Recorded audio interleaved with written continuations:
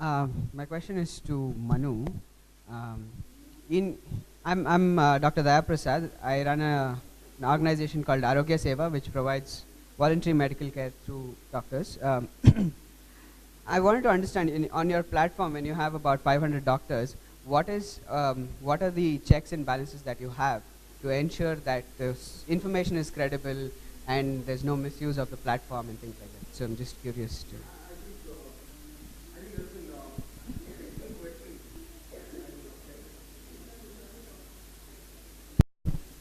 Check. Okay. Yeah, that's an excellent question, actually. Considering when I started talking about my foundation itself, it was based on abstract emotions, which is quite misleading. Ethics, competence, compassion, quite misleading.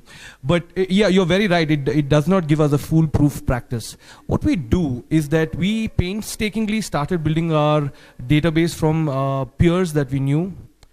We knew that they had already taken care of X number of cases. They've been around for some time. We rechecked with their peers.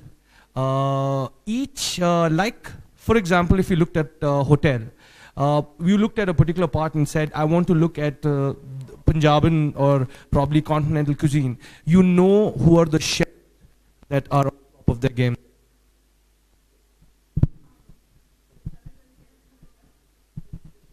ಹೇಳಕ್ಕಾಗತ್ತೆ. Okay, I'm going to get back to that question, but first the Kannada attempt. ನಿಮಗೋಸ್ಕರ ಕನ್ನಡದಲ್ಲಿ ಇವ್ರು ಕೇಳಿದ್ರು, ನೀವು ಏನೋ ಡಾಕ್ಟರ್ಸ್ಗೆಲ್ಲ ಈ choose ಮಾಡ್ತಿರಲ್ಲ ನಿಮ್ಮ NGO ಕಡೆ. ನಾನು ಹೇಳಿದ್ದೀನಿ, ನನ್ನ ಕಡೆ 530 ಡಾಕ್ಟರ್ ಇದ್ದಾರೆ ಇವಾಗ ನನ್ನ ಜೊತೆ. ಇವರು ಕಾಸು ಇಲ್ಲದೆ ಏನಿಲ್ಲದೆ ನನಗೋಸ್ಕರ ಕೆಲಸ ಮಾಡ್ತಾರೆ. ಇವರೇ ಯಾಕೆ ಇಷ್ಟು ಚೆನ್ನಾಗಿದ್ದಾರೆ, ಇವರೇ ಏನು ಕರೆಕ್ಟ್ ಆಗಿದ್ದಾರೆ ಅಂತ ನಿಮಗೆ ಹೇಗೆ ಗೊತ್ತು? ಸೊ ಅದ್ರ ಬಗ್ಗೆನೇ ನಾನು ಹೇಳ್ತಾ ಇದ್ದೀನಿ. ನಾನು ಮೊದಲನೇದು ಶುರು ಮಾಡೋದು ಹೆಂಗಂದ್ರೆ, ನೀವು ಅಕಸ್ಮಾತ್ ಮೆಕ್ಯಾನಿಕ್ಗಳು ನೋಡಿದ್ರೆ, ಕಾರ್ ಮೆಕ್ಯಾನಿಕ್ ನೋಡಿದ್ರೆ ಒಂದು ಕಡೆ ಕಾರ್ ಮೆಕ್ಯಾನಿಕ್ ಯಾರು ತುಂಬ ಚೆನ್ನಾಗಿದ್ದಾರೆ, ನಿಮ್ಮೆಲ್ಲ ಏರಿಯಾನಲ್ಲಿ ನಿಮ್ಗೆಲ್ಲರೂ ಗೊತ್ತಲ್ಲ ತಾನೆ, ಇವನೇ ಸಖತ್ತಾಗಿ ಗಾಡಿ ಮಾಡ್ತಾನೆ ಅಂದ್ಬಿಟ್ಟು. ಆ ಥರನೇ ಡಾಕ್ಟರ್ಗಳು ಒಂದ್ಸಲಿ ಮೊದಲನೇ 10 ಡಾಕ್ಟರ್ನಲ್ಲಿ ಯಾವ 3 ಡಾಕ್ಟರ್ ತುಂಬ ಚೆನ್ನಾಗಿದ್ದಾರಂತ ಒಂದು ಸ್ವಲ್ಪ ಗೊತ್ತಾಗತ್ತೆ. ಆಮೇಲೆ ಅದ್ರ ಮೇಲೆ ನಾವು ಇನ್ನೊಂದ್ಸಲಿ ಅವ್ರ ಅಕ್ಕಪಕ್ಕ ಇರೋ ಡಾಕ್ಟರ್ ಬಗ್ಗೆಯಿಂದ ಅವ್ರ ಬಗ್ಗೆನೇ ಕೇಳ್ತೀವಿ. ಎಷ್ಟೊಂದ್ಸಲಿ ಹೆಂಗಾಗಿದೆ ಅಂದರೆ, ಒಬ್ಬ ಪ್ರೊಫೆಸರು ತನ್ನ 2-3 ಗೊತ್ತಿರೋ ಸ್ಟೂಡೆಂಟ್ಸ್ನ ಹೇಳಿದ್ದಾರೆ, ನೋಡಮ್ಮ ಅವನು 15 ಇಲ್ಲ 20 ವರ್ಷದಿಂದ ಪ್ರಾಕ್ಟೀಸ್ ಮಾಡ್ತಾ ಇದ್ದಾರೆ, ನೀವು ಒಂದ್ಸಲಿ ಇವ್ರನ್ನ ಹೋಗ್ಬಿಟ್ಟು ಮೀಟ್ ಮಾಡಿ. ನನ್ನ NGO ಕೆಲಸ ಅಷ್ಟು ಡೈರೆಕ್ಟಾಗಿ ಡಾಕ್ಟರ್ ಕೆಲಸ ಅಲ್ಲ, ಬರೀ ಅದು ನಿಮಗೆ ಫಸ್ಟ್ ಸ್ಟೆಪ್. ಅದು ನಿಮಗೆ ಏನು ಫಸ್ಟ್ ಯಾರು ಹೇಳ್ತಾರೆ ಅದು ಕರೆಕ್ಟಾಗಿರ್ಬೇಕಂತ ಇದು. ಅದಕ್ಕೆ ನಮ್ಮ ಮೇಲೆ this might not come so strongly on us. What we are saying as an NGO is learn to take the second opinion, okay? And everybody needs to get the first opinion. And for something as basic as that, we have already gone through about 4 levels of checks, where we've done a peer check, we've done probably someone who's coming from on top, whoever he's been groomed by. Patient testimonials are the most important. Every single doctor that we send to, we don't say he's just the best. We say, we know he's good. Speak to him. See what you think. But keep your options open. If you have to be in a marketplace, learn to choose the right banana. Simple. That's my, is that a satisfying answer? I hope. It kind of, because, see, when I say ethics, competence, compassion, I've already gone on the abstract line. So for me to bring back from there is going to be a little difficult. I hope it was satisfying. Nimgu artha aitalla, ಸ್ವಲ್ಪ ಈ ಕಡೆ ಆ ಕಡೆ ಆಯ್ತಲ್ಲ.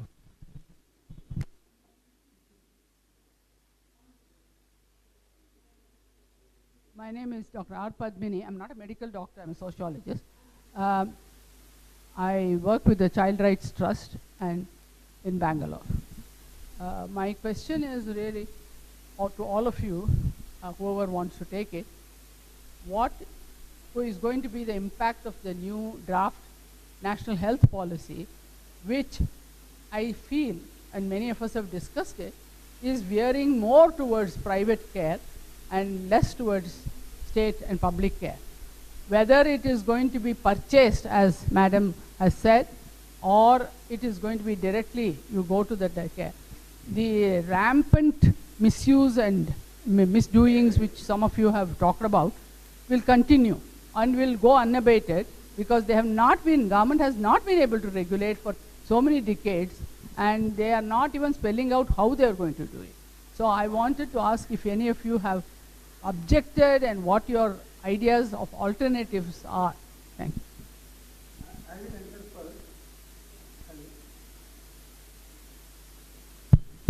Hello. A very good question, because we are all very seriously examining the National Health Mission and budget also. The budgetary provision has been slashed, only 2% more, but that is not even taking case of inflation. And so budget is all social expenditures are down. All. Forget healthcare is one aspect of social health. Everything is down. No, number one. Number two, I am basically against any PPP model, private partnership, public-private partnership. As a theory, as of today, I am against it. Even Arogyasri and everything. Because in Marathi there is a proverb, आंधळ दळतं आणि कुत्रं पीठ खातं. म्हणजे the blind is grinding and the dog is eating. The person who is grinding does not know where the floor is going. That is what is happening now, as my book says, that unless the private sector is controlled and regulated, means I can't understand what is the common sense behind it. You are spending tax collected money to the private hospitals and you are not even controlling them. As Dr. Sudha said, they might have got internal some check mechanism. I agree with her. I am not disagreeing about her function. I am talking about the design, basically design. Because there are no private sector regulation. Clinical Establishment Act is still not on the implementation. As you say, Indian people are very shrewd to circumvent even the laws. So in this reality, any private expenses, now on one hand, you are not increasing any slab for income tax, means person has to pay the same tax, and you are not, means common person has same money in her pocket, and you are increasing the medical insurance to 25,000 a year, but still the person has to spend 25,000. They are not coming out of thin air. So that is number one fallacy of the budget. And National Health Mission is also concentrating on public-private partnership, which I as an individual and we as a Jan Swasthya Abhiyan as well as Jan Arogya Abhiyan are in strongly opposition. Because unless there is a stringent implementation, actual implementation of the stringent law, unless there are standard treatment guidelines, unless there are external participatory social accountability mechanisms in place on ground, you cannot do it. I will just say one example from my book.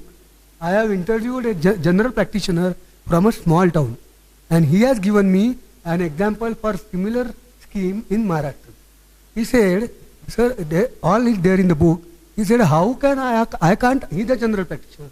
He says, sir, how I can't understand how the dumb government is. Means I know the one person who was been admitted in the corporate hospital in Nashik under this scheme, and he was not a patient, he was a person, he was admitted, he was given food, he was given money, all record has been created, all reports have been created, and they are submitted. They are submitted. Now for you sitting at this end, the clearance is perfect. Means you are getting all the reports, you are getting all the indications, and you are naturally going to, within your very, very correct structure, you allow the procedure. Now that procedure is also written on the paper. No procedure is done. He said he knows one example like this. He knows the person. He can take me to that person. So this is how the private sector is going to exploit. However stringent internal check mechanism any scheme does have. So my statement with support to you that policies are shifting to public-private partnership, and that is very dangerous. In the absence of regulation, these policies should not be implemented at all. And that same money can be given to public hospitals. When I, Fatima Ali, you were practicing, learning in Grand Medical College 35 years back, our college was the leading pioneer college, public hospital, in all the cardiology. No Bombay hospital business, nothing, no. So public hospitals, even you give them fund, you give the doctors a salary, they can function still well. St. John's Hospital, AIIMS are the best example. Even in the Delhi, politicians go to AIIMS. They don't go to, means some might be going, but the AIIMS is at that stature. So public hospitals have still got some stature, and we suggest that whatever money you are investing in PPP model should be invested back into the public sector. But to answer your question where I began, this is not happening right now, and we are slipping still further and further, and private sector will be exploiting much.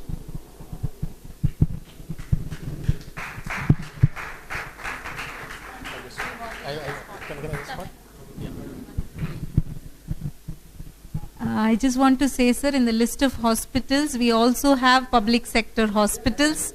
It is not just the private. We want the share to increase, but that has to come unless the systems develop at the public sector level. Sir, I just had a slightly counter view to what we shared. Going back to Madam's question, see, the reality is that 80% of the beds, 80% of the hardware is all unfortunately in the private sector, and that is reality. We cannot wish that away. We cannot say that no, we should not go to them. Over the many years, we've lost out on the government thing. When it comes to AIIMS, it gives quality care, it gives you fantastic ethical work. But unfortunately, the demand and supply equation is my child in AIIMS waits 2 years to get an operation. Because the whole of Bihar, the whole of UP comes to AIIMS. Now that is not something we can sustain. Even though it is such a great model, you can't have a few centers of excellence. So I think we should learn to, like someone said, regulate. But I think work with what is existent, use government, use the private, and get people who will work ethically in that framework. I don't think you can throw away the private hospital strength.